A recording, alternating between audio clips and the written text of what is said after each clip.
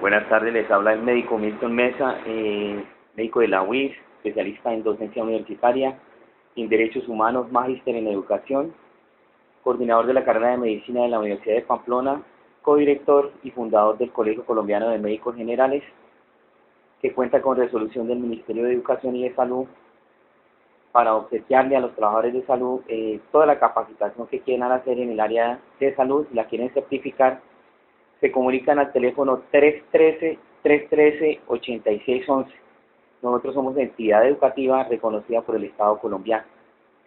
Antes de hablar de atención prehospitalaria, que es el tema de hoy, les quiero hablar un poquitico de la reforma a la Ley 100. Yo soy candidato actualmente por el Polo Democrático al Senado. Esperamos que nos apoyen para ver si no dejamos que avance esta reforma en salud.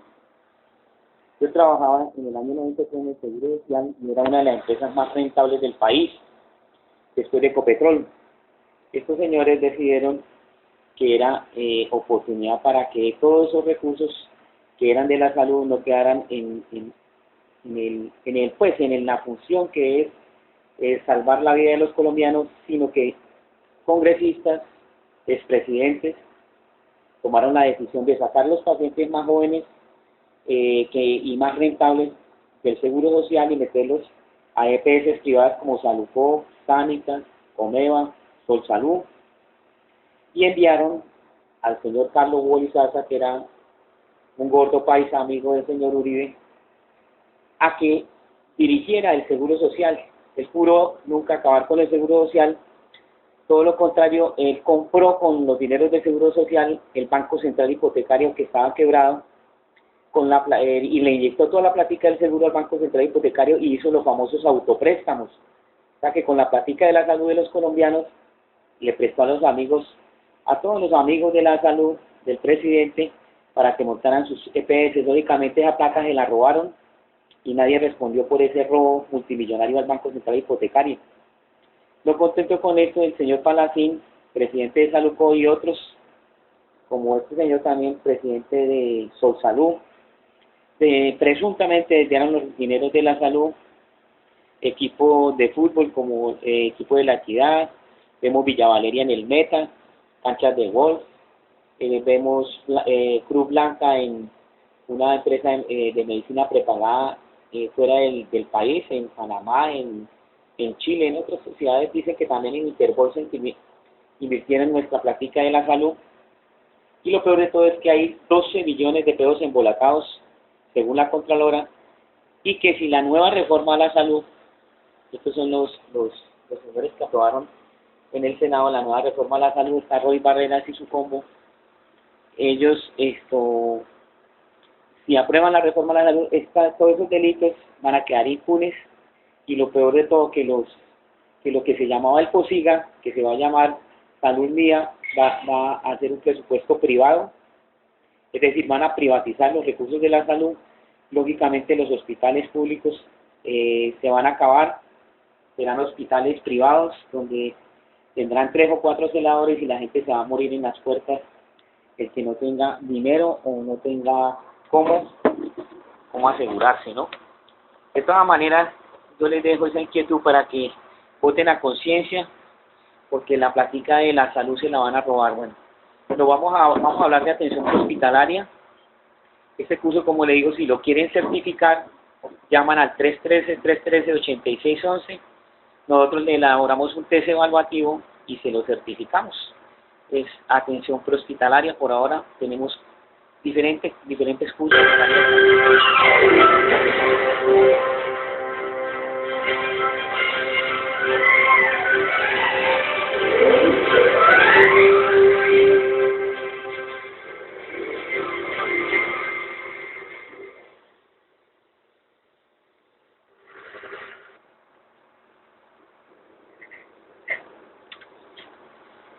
Diplomado de Medicina de Urgencias. La Asociación Colombiana de Médicos de Urgencias Capítulo Santander los saluda y tiene el gusto de ofrecer y ejecutar un programa de capacitación científica de acreditación de 120 horas en el área de atención prehospitalaria y urgencias médicas, por todo lo relacionado con la prevención y atención de urgencias, emergencias y desastres. La Asociación Colombiana de Médicos de Urgencias ha estado trabajando desde 1997 para desarrollar en Colombia la medicina de urgencias.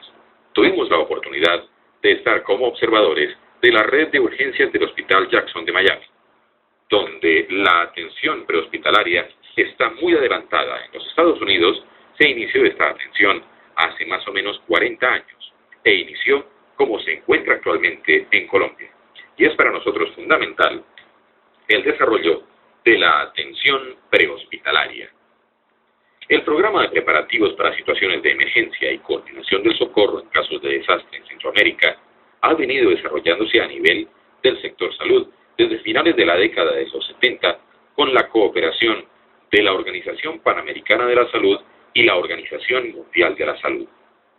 Desde 1985, la cooperación se reforzó con la apertura de la Oficina Subregional del Programa de Preparativos de Salud para Desastres de la Organización Panamericana de la Salud y la Organización Mundial de la Salud con sede en San José, Costa Rica. Desde esta oficina, un asesor subregional apoyado por expertos asociados y asesores nacionales se ha mantenido en contacto con los países tanto en las fases anteriores como posteriores a un desastre. En 1990 se organizó el Centro de Documentación de Desastres CDD. Desde 1992, esta oficina se ha visto ampliada con la presencia del proyecto regional de la OPS para el manejo de suministros y materiales SUMA y la Oficina Regional del Decenio Internacional para la Reducción de los Desastres Naturales de las Naciones Unidas. La atención prehospitalaria se define como un servicio operacional y de coordinación para los problemas médicos urgentes y que comprende todos los servicios de salvamento, atención médica y transporte que se presta a enfermos o accidentados fuera del hospital y que constituye una prolongación del tratamiento de urgencias hospitalarias. La atención prehospitalaria debe constituirse en un sistema integrado de servicios médicos de urgencias y no entenderse como un simple servicio de traslado de pacientes en ambulancias atendidos con preparación mínima. La atención prehospitalaria requiere posibilidades de comunicación entre los usuarios y la red de atención de urgencias. Estas interacciones deben ocurrir a través de números de marcado rápido para la comunidad, tal como se está implementando en Colombia el número 125, en Santa Fe de Bogotá, Medellín, Cali, Cartagena y Bucaramanga. Es necesario contar adicionalmente con adecuados sistemas de comunicaciones, transporte y coordinación, tal como ocurre en los llamados centros reguladores de urgencias. El objetivo fundamental es ubicar al paciente en el lugar más indicado para su patología y realizar durante el transporte una serie de actividades médicas de reanimación y o soporte que requieren capacitación específica al respecto, con lo cual se logra una mejor condición de ingreso del paciente al hospital y, por tanto, sobrevida frente a la causa del evento urgente. En síntesis, la filosofía de la atención prehospitalaria se resume en llevar al paciente adecuado al lugar adecuado en el tiempo adecuado. La Asociación Santanderiana de Médicos de Urgencias se ha integrado a los estamentos de socorro, capacitándolos en acciones paramédicas en el programa de auxiliar de urgencias médicas y de igual manera los estamentos de socorro capacitaron a los médicos de urgencias. Realizamos con los estamentos de socorro prácticas de rescate, descensos, práctica de rappel y bomberotecnia con la colaboración del Departamento de Bomberos de Bucaramanga. Además, manejo de equipos de rescate, manejo de equipos de autocontenido, motobombas, equipos de localización de víctimas, rescate en espacios confinados, rescate vehicular y manejo de la quijada de la vida. Varios estudios han demostrado que la intervención oportuna de muchas patologías potencialmente letales han demostrado, especialmente las cardiovasculares, pero también las relacionadas con trauma, producen disminución de la mortalidad y reduce considerablemente las secuelas. En igual forma, está documentado el aumento de las posibilidades de recibir el tratamiento adecuado.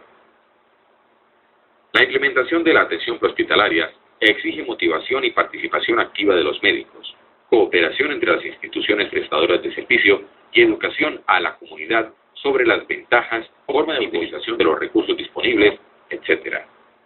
Varias situaciones se pueden presentar cuando se realiza la atención prehospitalaria. El transporte puede surgir como resultado de un llamado al número de marcado rápido, al servicio de ambulancias de una institución, etc., y responder a situaciones de traslado individual. Por ejemplo, un herido en la vía pública o una situación de tipo colectivo, por ejemplo, un choque múltiple, desastre, etc. En uno u otro caso, es deseable que existan sistemas de regulación que permitan definir el tipo de ambulancia requerido y las características del traslado. Las diferencias entre traslado primario y secundario son evidentes. En el traslado primario, el personal dispone de información parcial sobre el caso, mientras que en el secundario, la tripulación puede preparar con antelación todo lo requerido. En los casos de desastre, el transporte de heridos debe tener como etapa previa un trabajo de clasificación o triage que es muy importante. Existen diferentes cartillas sobre el tema y mecanismos concretos como el uso de tarjetas, etc., que deben ser conocidos y aplicados por quienes asuman el manejo del Centro de Atención y Clasificación de Heridos, normalmente ubicado en una zona de las inmediaciones del sitio de ocurrencia del desastre. En algunos casos, infortunadamente frecuentes, se desplazan un número importante de medios de transporte de heridos a las zonas de desastre, pero esto no siempre significa el traslado de los pacientes graves. Las condiciones de traslado varían según una gama muy alta de factores que deben ser tenidos en cuenta. Por ejemplo, las condiciones de presión atmosférica y su cambio, oxigenación, etc., especialmente en enfermedades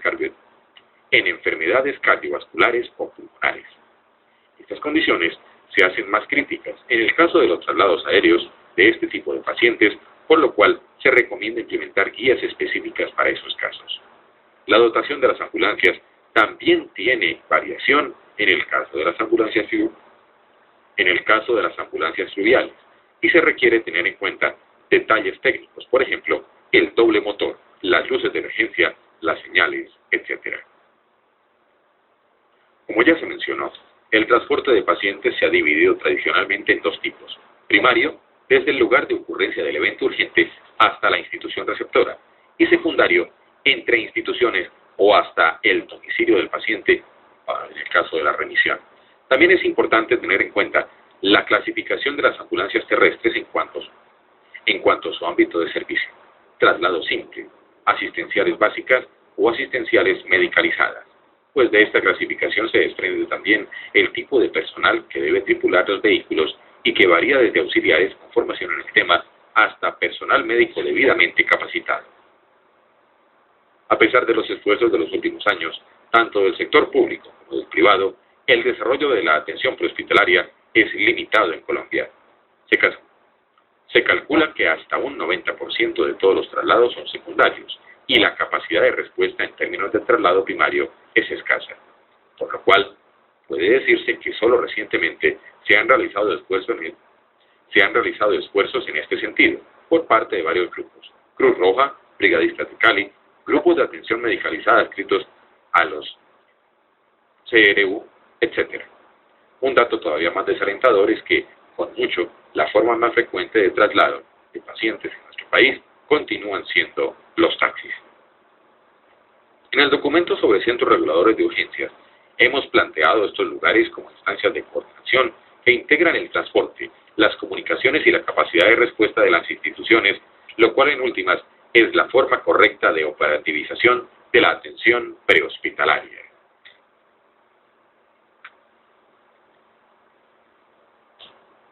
En 1990, en el gobierno de Gaviria, se inició el proceso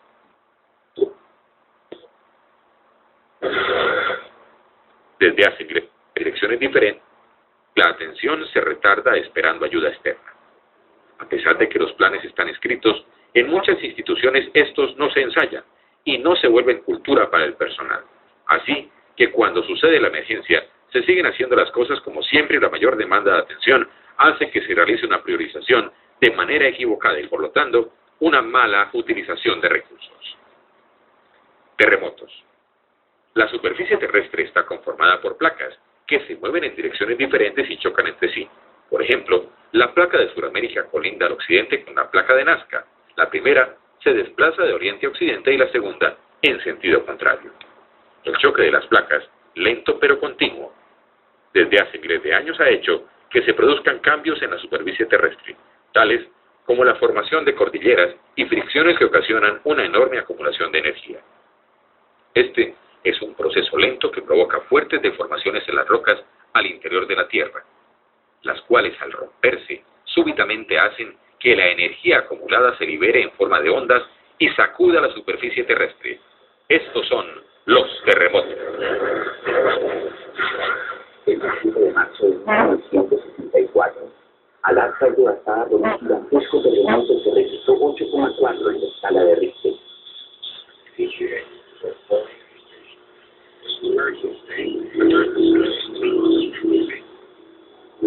Lo llamativo del caso es que los 30 años posteriores al terremoto de Alaska, ha habido la misma cantidad de terremotos de gran intensidad que en los 10.000 años anteriores de la historia. Según el almanaque mundial, entre los años 1800 no se produjeron sino 21 terremotos de gran magnitud, y en el periodo